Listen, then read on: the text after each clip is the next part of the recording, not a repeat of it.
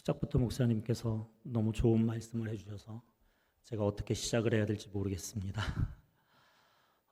대전이 조용한 동네인데 오늘 너무너무 시끄럽고 소란스럽습니다. 이유는 야구를 지금 플레이오프를 진행하고 있고요. 대전이 내일부터 빵 축제를 합니다. 그래서 사람이 정말 많더라고요. 성심당이 동네 빵집인데 줄을 서서 빵을 산 건 처음입니다. 그 정도로 사람들이 많이 있는 그런 대전입니다. 저는 이 금요기도회가 너무너무 좋아요. 제가 초등학교, 중학교, 고등학교 다녔을 때 아버님 목회하시면서 금요 철야하면 저녁 10시부터 새벽 4시까지 철야를 하시고 1시간 쉬었다가 3시까지 하시고 2시간 쉬었다가 5시에 새벽 예배를 하고 그때는 토요일도 출근을 했었기 때문에 너무너무 저한테는 좋은 시간이었고 참 많이 제 신앙에 도움을 받고 또 하나님을 만났던 그런 시간입니다. 다른 것도 다 부럽지만 특히 저 아까 나와서 젊은 부부가 찬양하는 모습을 보면서 또 아이가 나와 있는 모습을 보면서 참 부럽다. 하나님 저희 좋은 나무 교회도 속히 이런 교회, 이런 성도들 모일 수 있는 교회가 되게 해 주십시오라고 보면서 기도했었습니다. 참 좋은 교회에 불러주셔서 너무너무 감사하고 또 좋은 목사님을 통해서 또 좋은 가르침과 또 좋은 지도를 받고 있어서 너무너무 감사합니다. 저는 군 생활을 좀 특별한 데서 했습니다. 아실지 모르겠어요. 국군 체육부대라고 상무라는 곳입니다. 전라도 광주에 있는 상무대하고는 좀 다릅니다. 지금은 문경에 내려가 있지만 예전에는 성남 복정동 쪽에 이제 상무 체육부대가 있었습니다. 같이 훈련 복무했었던 친구는 축구는 서정원 선수, 농구는 이상민 선수가 같이 군대에 있었습니다. 운동선수들은 매일 훈련을 하지만 특별히 매주 토요일이 되면 부대가 5km 사이클 도로입니다. 5km 도로예요. 그 도로를 2바퀴를 달립니다. 그래서 시간을 재서 단 1초라도 기록을 단축을 해야 외박을 나갈 수 있는 그런 권한이 주어지게 됩니다. 선수들에게 있어서 외박은 너무나도 특별한 거예요. 너무나도 가고 싶은 그런 외박입니다. 그렇기 때문에 죽기 살기로 그들이 달려가기를 하게 됩니다. 달리는 시키는 이유는 단 한 가지예요. 체력을 길러야 되고요. 어쨌든 몸에 익숙함이 있어야 여러 가지의 실력이라든지 여러 가지의 습득할 수 있는 실력들이 나타나기 때문에 계속해서 그런 훈련들을 시키게 됩니다. 운동선수에게 있어서 익숙함이란 탄탄한 실력의 기반이 되고 안정적인 경기력의 원천이 되기도 합니다. 그런데 이 익숙함을 통해서 한계를 뛰어넘지 못하게 되면 그 선수는 퇴부하게 되더라고요. 그 한계에 부딪히게 돼서 더 이상 실력이 나아지지 않으면 거기서 멈추거나 이제 운동을 그만두는 경우들을 많이 보게 됩니다. 끊임없이 익숙함을 경계하면서 노력해야 되고 한 발자국이라도 더 달리기 위해서 애쓰는 그들의 모습을 보면서 인생이라는 것, 삶이라는 것, 익숙함에 머물러 있으면 정말 뒤처질 수밖에 없구나라는 것을 다시금 깨닫게 되었습니다. 익숙함은 우리에게 안주함을 주고요. 만족감을 주고 편안함을 줍니다. 그런데 아무리 익숙하다 할지라도 그 편안함 가운데 그것에 안주해버리게 되면 우리의 신앙에 있어서 그것은 도태될 수밖에 없는 더 이상 신앙이 자라거나 신앙이 성장하는 것이 아니라 제자리에 머물러 있는 경우들을 너무나도 많이 보게 됩니다. 사랑하는 여러분, 여러분의 신앙은 과연 어디에 익숙해져 계십니까? 신앙이라는 것은 익숙함이 아닌 하나님을 경외하는 마음으로 나아가게 될 때 하나님은 새 마음으로 예배하는 자들에게 새로운 은혜를 부어주시고 새로운 하나님의 손길을 통하여서 하나님의 인도하심을 받게 되는 것입니다. 오늘 성경에 보면요, 다윗이 이제 블레셋과의 2번의 전투를 승리한 다음에 다윗에겐 꿈이 있었습니다. 그것은 무엇이냐면 하나님의 궤를 다시 예루살렘에 인도하는 것이었어요. 그 계획을 가지고 그 꿈을 가지고 다윗이 오늘 1절에 보니까 군사 3만 명을 모으게 됩니다.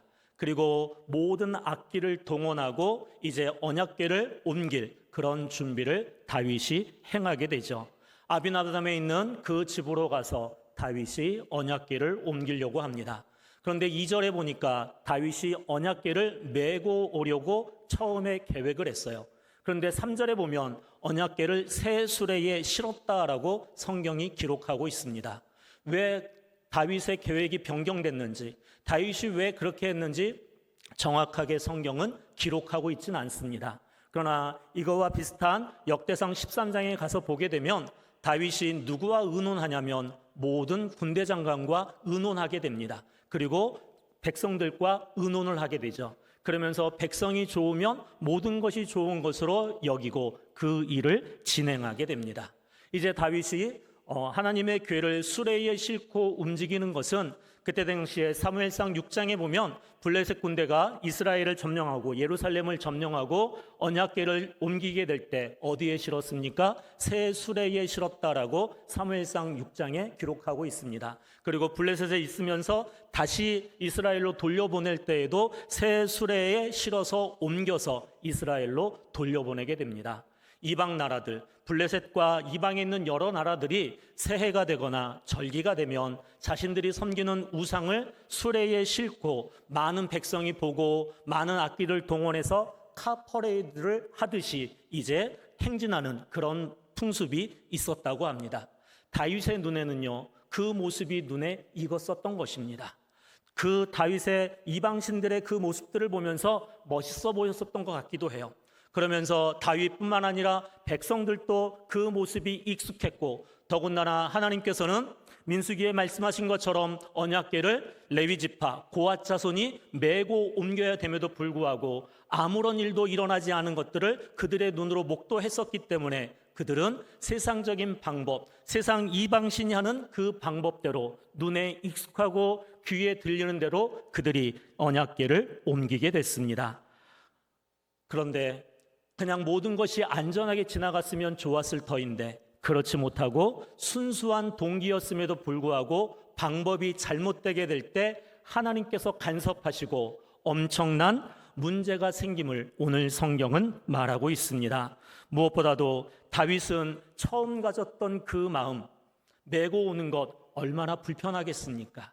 얼마나 힘들겠어요. 평지도 아니고 돌산에 있는 그 아비나답의 집에서 언약궤를 메고 온다라는 것, 여러 사람이 힘든 그런 과정입니다. 그러나 이방 사람들이 옮겼던 그 수레에 싣고 옮기는 것은 효율적이에요. 힘들지가 않습니다. 많은 백성들이 동의했기 때문에 충분히 그럴 수 있는 것이었어요. 다윗, 하나님 중심의 사람이었습니다. 모든 일을 행하게 될 때 하나님께 기도하고 하나님의 뜻이 무엇인지 물었던 하나님의 사람이었습니다. 그런데 하나님의 언약궤를 옮기게 될 때 그는 하나님께 묻지 않았어요. 하나님께 묻지 않고 백성의 의견을 물었고 다수의 의견이 좋다고 얘기하니까 그 방법대로 또 그들이 원하는 대로 그가 그렇게 행하게 됐습니다. 즉 하나님 중심이었던 다윗이 그의 시선이 어디로 옮겨집니까? 사람 중심의 시선으로 그의 일이 움직여지게 됐습니다. 하나님의 사람이었음에도 불구하고 한순간에 사람 중심의 사람으로 바뀔 수 있음을 우리가 보게 됩니다. 하나님은 효율성보다 태도와 신실성을 보시는 하나님이라는 사실을 다윗은 망각했어요. 그래서 익숙함에 편리함은 주지만 경외함은 하나님의 임재를 경험하게 되는데 다윗은 그것을 간과했던 것입니다. 이어서 누가 등장합니까? 우리가 잘 알듯이 우사가 등장하게 됩니다. 아비나답의 후손으로서 그가 그 집에서 이제 하나님의 언약궤를 움직이게 될 때 우사가 동행하게 되죠. 아요는 앞에서 끌고 우사는 옆에서 함께 동행하게 됩니다. 그런데 언약궤가 소가 깜짝 놀라서 움직이게 될 때, 궤가 떨어지려고 할 때 우사가 손을 내밀어서 그 언약궤를 붙잡게 됩니다. 그런데 그 일로 말미암아 우사는 그 자리에서 죽임을 당하게 되죠. 저희가 도저히 이해할 수 없는 그러한 상황입니다. 떨어지는 법궤를 잡기 위해서 손을 내밀었는데 어떻게 하나님께서 그렇게 하실 수 있느냐? 그런데 여기 나오는 붙잡았다라는 이 단어는 히브리어로 아하츠라는 단어입니다. 이 단어의 뜻은요, 단순히 스치듯이 만지는 것이 아니라 자기 소유처럼 의도적으로 움켜쥐다라는 뜻을 가지고 있습니다. 즉, 우사는 하나님의 것임에도 불구하고 자기 집안에 있었기 때문에 그것을 마치 자기 소유인 것처럼 그 법궤를 붙잡았기 때문에 그 자리에서 죽었던 것입니다. 유진 피터슨 목사님이 계세요. 그분이 쓴 책 다윗, 현실성의 다윗의 영성이라는 책이 있습니다. 그 책에 보면 이 부분을 이렇게 해석하셨더라고요. 그 내용이 이렇습니다. 주제넘게 하나님 관리 책임자 행세를 하려 들면 죽게 된다는 것이다. 우사는 하나님을 상자에 넣어 가두고 세상 오물이 묻지 않도록 하나님을 지킬 책임이 자기에게 있는 양 나서는 사람이다. 우리는 우사의 반사적인 행동이 순간적인 실수가 아니었음을 추측할 수 있다. 그것은 자신의 법궤를 관리하는 사람이라는 그의 오랜 망상의 표출이 된 것이다. 70년 동안 그 가정 가운데 있었기 때문에 우사는 법궤가 친근했어요. 그렇기 때문에 처음에는 감격이 있었을 것입니다. 처음에는 긴장감도 있었을 거고 하나님을 경외하는 그 마음도 분명히 가지고 있었을 거예요. 그러나 시간이 흘러가면서 그것이 점점 무뎌지게 됩니다. 하나님의 언약궤는 항상 이스라엘 백성 앞에서 먼저 선두에 서셨습니다. 그런데 오늘 성경에 보면 이 아비나답의 집에서 나올 때 어떻게 됩니까? 아요가 앞에서 끌고 나가요. 그리고 우사는 옆에 있습니다.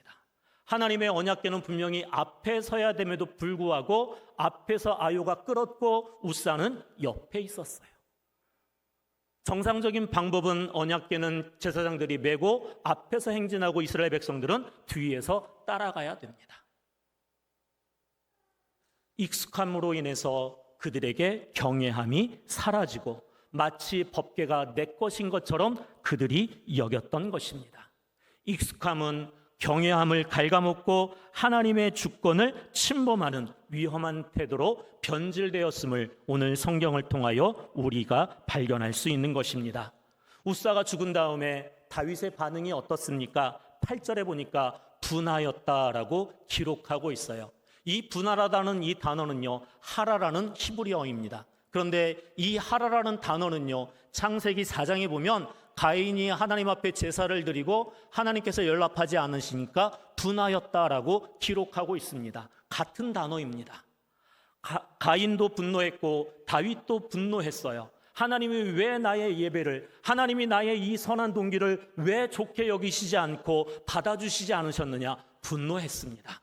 그런데 여기서 가인과 다윗이 다른 점이 분명히 나옵니다. 다윗은 분노했어요.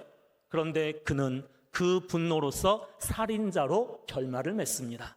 다윗은 분노했습니다. 그러나 자신을 돌아봤어요. 하나님께서 왜 이렇게 하셨는지, 하나님께서 왜 우사를 죽게 하셨는지, 내가 하나님의 말씀을 제대로 지켰고 하나님의 방법대로 하나님의 말씀대로 내가 행하였는지 자기 자신을 되돌아보면서 그가 언약궤를 예루살렘으로 옮기는 것을 포기하고 가드 사람 오벳 에돔의 집으로 메고 옮기게 됐습니다. 메고 옮겼다라는 것은 무엇이에요?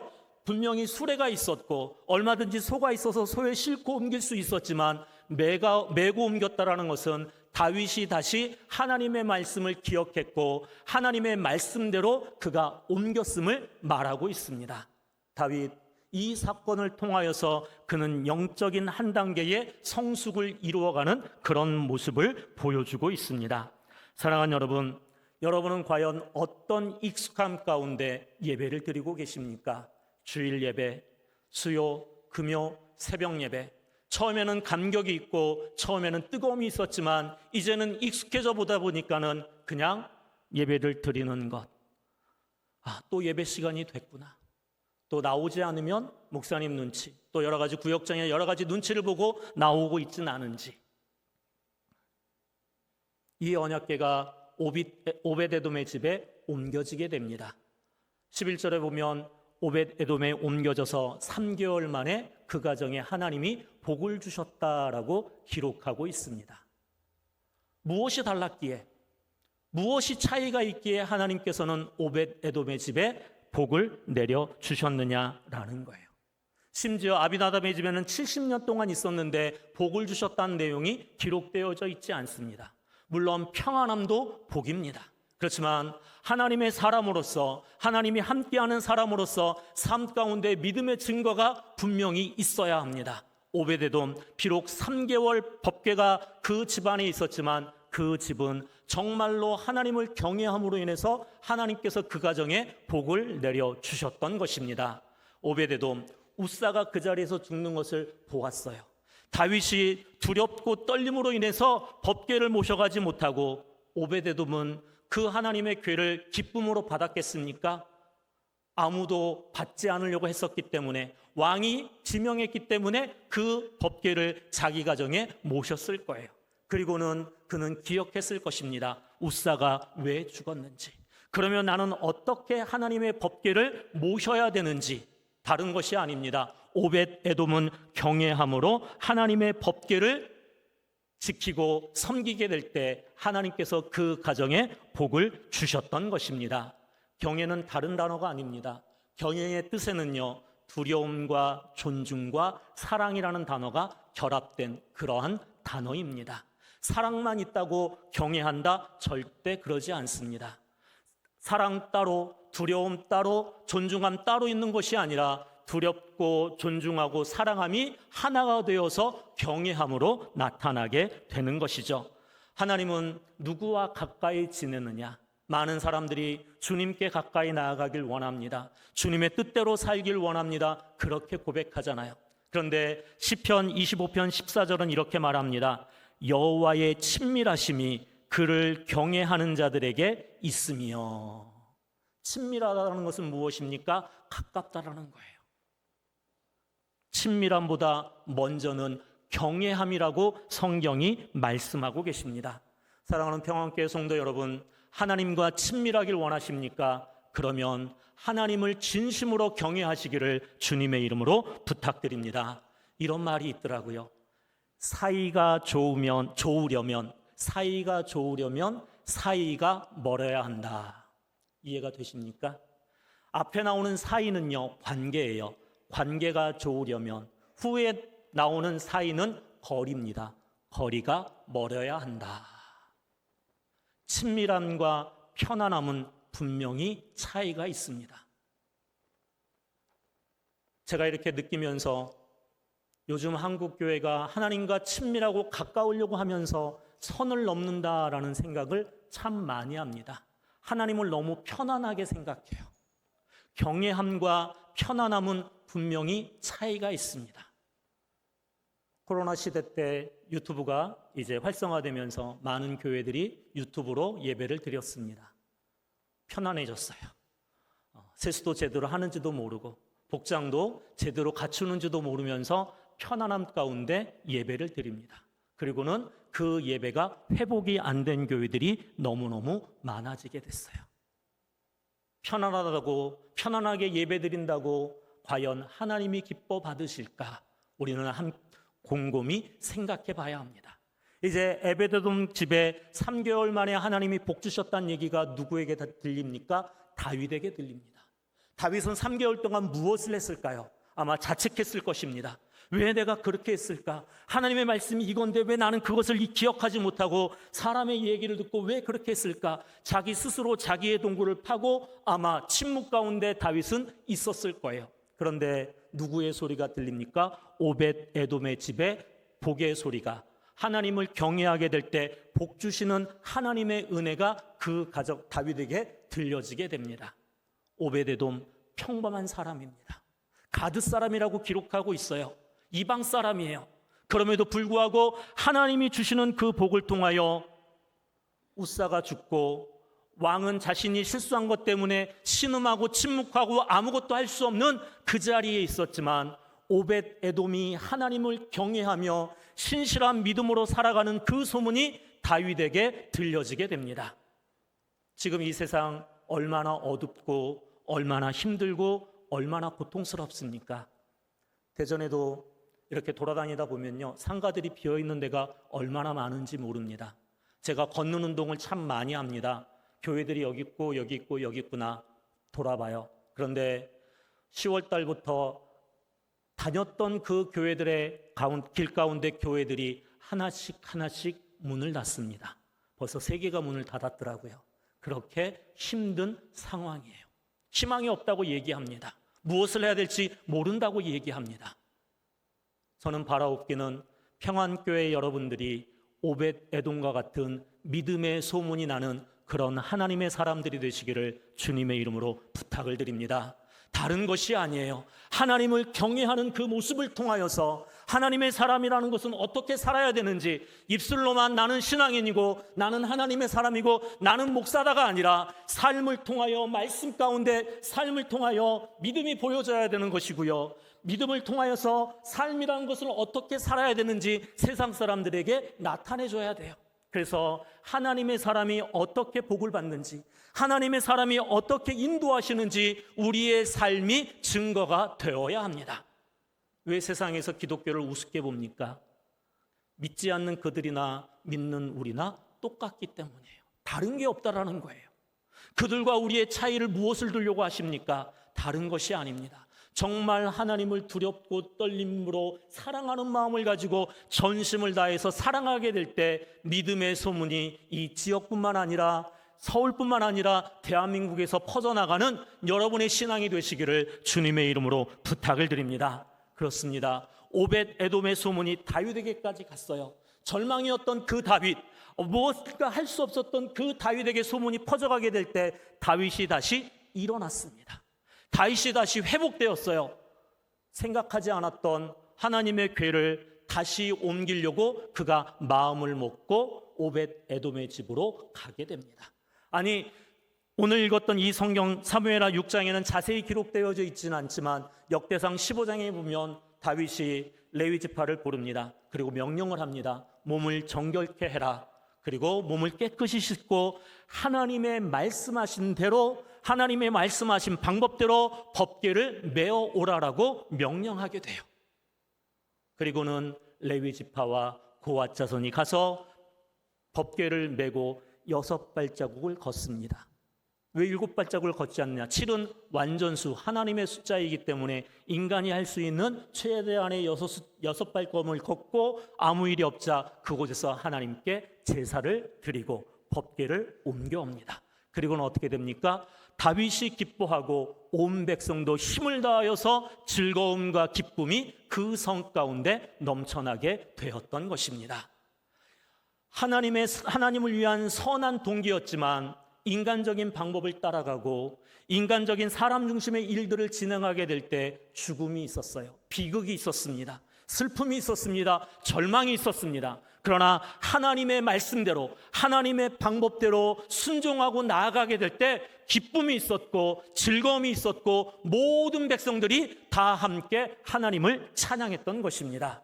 저는 평안교회 여러분의 예배가 정말로 하나님이 기뻐하시고, 아니 여러분이 기쁨으로 하나님 앞에 예배하고 전심으로 하나님 앞에 부르짖고 하나님 앞에 뜨거움으로 나아가게 될 때 하나님의 영광이, 하나님의 은혜가 또 모든 사람들이 여러분의 삶을 통하여 기쁨을 맛보는 그런 교회가 되기를 주님의 이름으로 축원드립니다.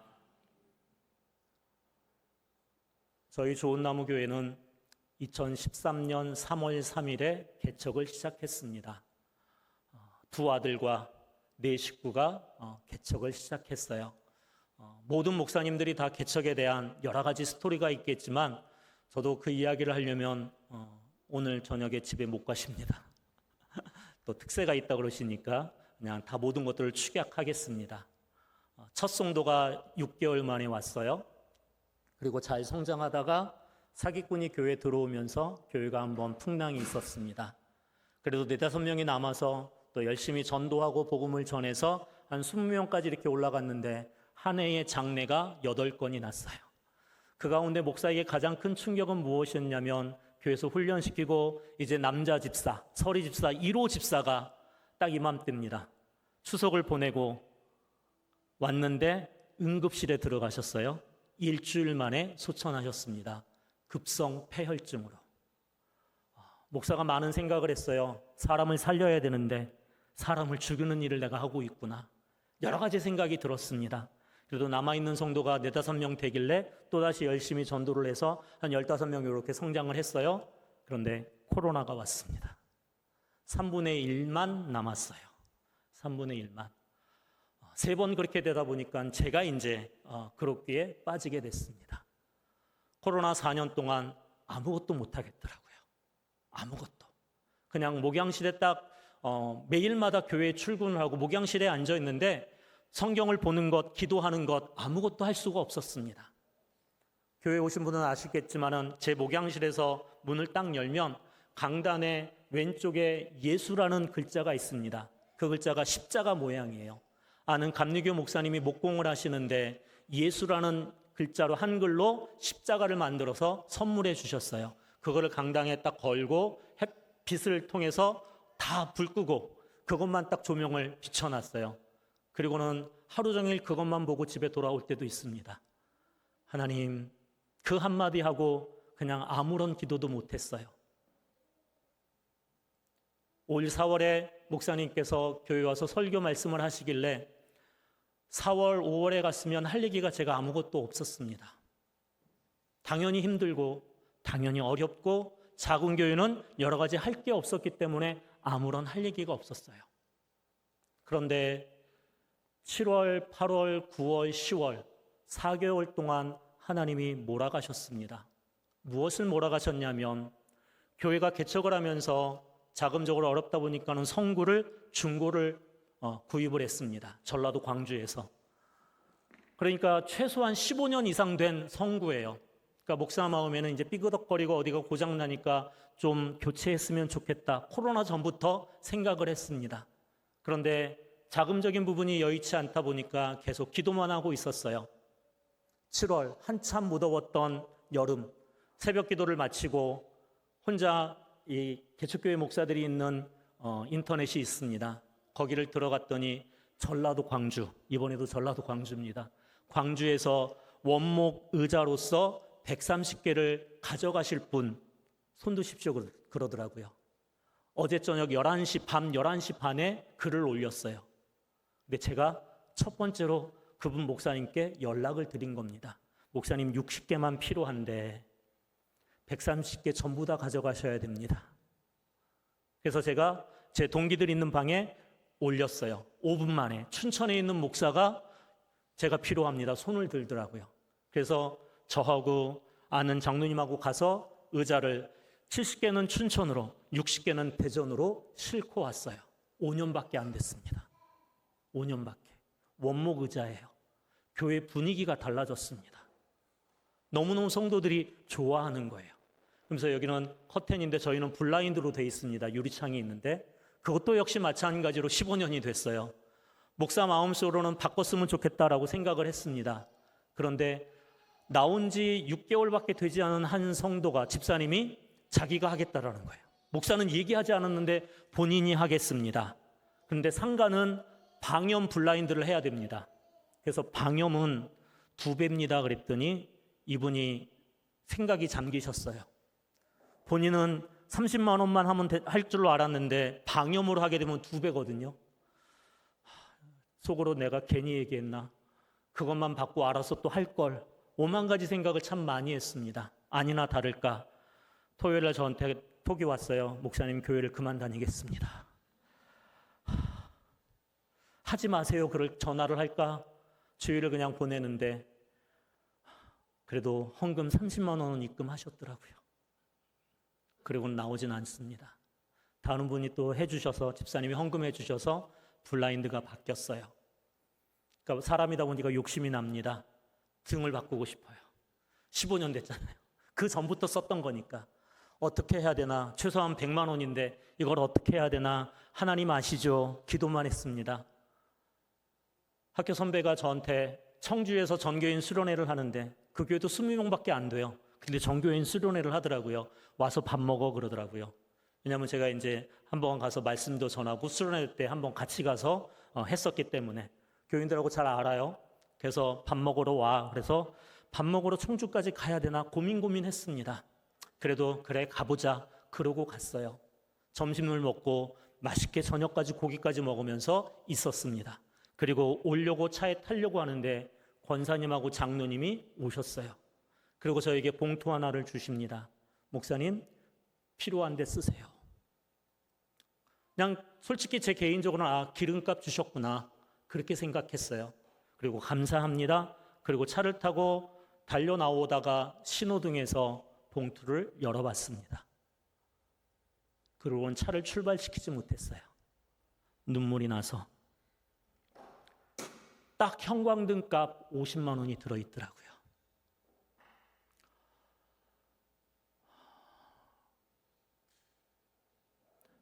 하나님의 인도하심과 하나님의 세밀하심, 더군다나 아무것도 할 수 없는 목사가 탈진하고 있는 그 순간, 불 꺼진 예배당을 보면서 하나님밖에 외치지 못했는데, 하나님 왜 이곳에 개척을 시키셨습니까? 라는 기도를 참 많이 했던 것 같아요. 이럴 거면 왜? 그래도 하나님 긍휼히 여겨 주십시오. 하나님 앞에 기도했습니다. 그러면서 이제 후원해 주시고 기도해 주신 분들에게 이런 상황입니다. 그리고 아직 물론 필요한 부분들이 많이 있지만 기도해 주십시오라고 연락을 드렸어요.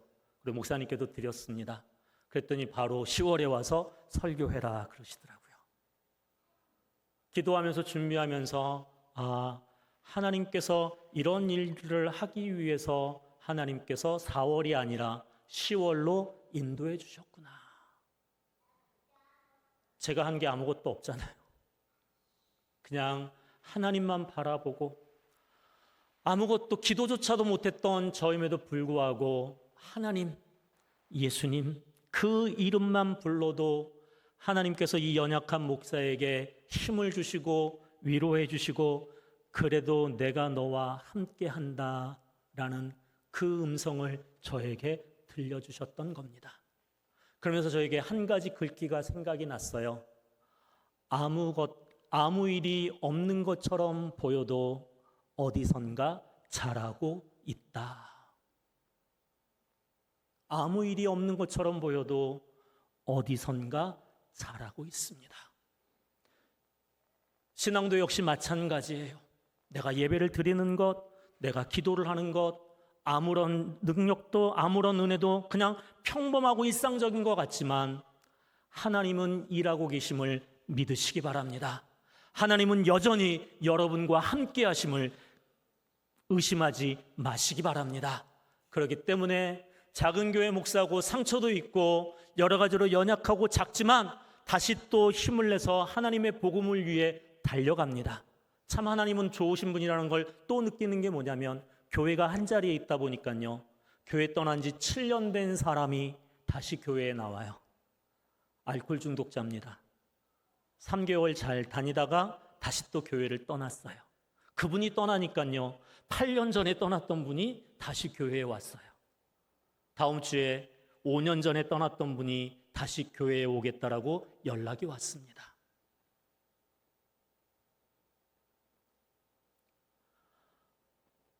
저에게 있어서 하나님은 여전히 저와 함께 하시는 하나님이십니다. 그 하나님은 이 박혜승의 하나님만이 아니라 여러분의 하나님 되심을 믿으시기 바랍니다. 그래서 익숙함이 아니라 경외함으로 하나님 앞에 나아가 작지만 예배하고 전심으로 하나님의 이름을 찬양하고 여러분의 삶을 통해서 그리스도인이라는 것은 이렇게 살아야 된다. 세상과 다른 삶을 살아가게 될 때 하나님이 영광 받아주시고 여러분의 삶을 가장 놀라운 길, 가장 복된 길로 분명히 인도해 주실 것입니다. 사도 바울은 나는 날마다 죽노라라고 고린도전서 15장에 고백하고 있습니다. 우리 신앙인들 매일매일 깨지는 신앙을 가지고 하나님 앞에 엎드려야 합니다. 매일매일 자신을 쳐서 하나님 앞에 복종시키는 그 신앙을 가지고 살아야 진짜 하나님의 사람으로서 온전히 살아갈 수 있는 것입니다. 이 금요기도회 저는 너무너무 부러워요. 저는 이렇게 기도할 수 있는 사람들이 함께 있다라는 게 여러분의 신앙의 1세대 분들의 잘 믿음을 계승하셨고 그 계승을 여러분들이 이제 여러분의 후대들에게 잘 물려주어서 평안교회는 다른 것보다도 뜨거운 기도가 있는 교회, 뜨거운 찬양이 있는 교회, 정말로 하나님을 경외하는 교회, 그런 소문이 남으로 인하여 많은 사람을 옳은 길로 인도하여서 하늘의 별처럼 빛나는 그런 교회가 되시기를 주님의 이름으로 축원드리겠습니다. 이런 찬양이 있어요. 아까 세 번째 곡으로 부르시더라고요. 주의 부르심 따라 당신의 삶을 드릴 때 함께 찬양 드리려고 하는데요. 함께 같이 찬양 드리셨으면 좋겠습니다. 말씀을 기억하면서 주의 말씀 앞에 선 당신은 참된 예배자, 그토록 찾으시던 하나님의 기쁨, 이 세상을 향한 거룩한 생명빛 되어 이 세상을 위한 구원의 소망 되어 영원한 하나님 나라 함께 세워가리. 하나님이 우리를 부르신 이유 다른 것이 아니에요. 하나님과 친밀하기, 하나님과 가까이 교제하기 위해서 그러려면 정말 전심으로 하나님을 경외해야 합니다. 익숙함이 아닌 정말로 하나님을 두렵고 떨리고 존중하는 마음으로, 사랑하는 마음으로 예배하게 하시고 기도하게 하시고 살아가게 하여 주시옵소서. 그리하여 진짜 빛을 발할 수 있는, 진짜 소금의 삶을 살아갈 수 있는 냉랭한 이 가슴이 아니라 뜨거운 가슴으로 세상을 향하여서 빛과 소금이 되길 원합니다. 이 찬양 함께 찬양하고 간절히 주님 앞에 주님의 이름, 전능하신 주님의 이름을 세 번 부르고 함께 같이 기도하도록 하겠습니다. 찬양하십니다.